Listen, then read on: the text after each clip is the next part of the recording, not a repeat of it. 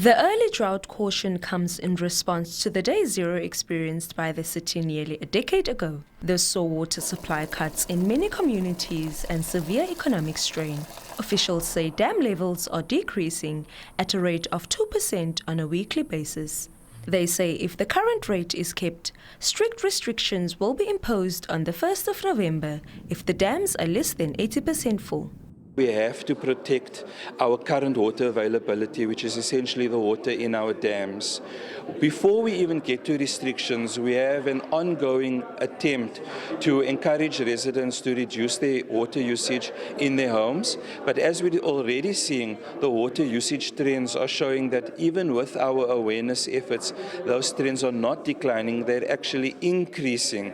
And so yes, absolutely, restrictions are a reality for us if we don't get the rains which we expect to receive when our winter starts. Authorities say lessons learned from day zero have guided an early intervention before the dam levels reach critical lows. They have urged residents to reduce non-essential water use. Among other initiatives in place, the city has a R500 million program to replace 50 kilometers of water pipes in the city.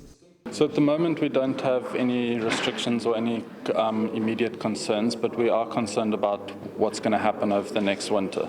If it rains and rains above average, the dams will fill up and it will be great. If it's an average year, we expect to land around 90%, so we'll be in the same area of uncertainty. If it's below average, there might be a need for restrictions. So the intention of the early drought caution is to give an advance warning well before when we used to do it, that we need to start managing.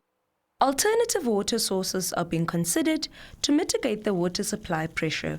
These include underground water supply, desalination, and the reuse of water, among others. If one looks prior to the drought we had in 2015, 98% of our water came from surface water and only 2% from groundwater, which is a diversified water resource. So the surface water is very vulnerable to climate change and is also very vulnerable to if we have low rainfall in winter.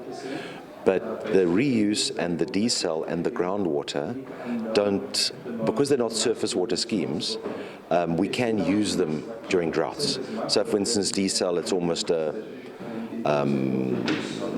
there's no limit.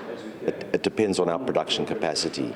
The reuse scheme, we look at what is sustainable use we can get from treated effluent, which we're going to purify. Authorities have urged cooperation from residents, saying this will prove critical to prevent history from repeating itself when Cape Town's taps nearly ran dry in 2018. Amahle Dudoit, SABC News, Cape Town.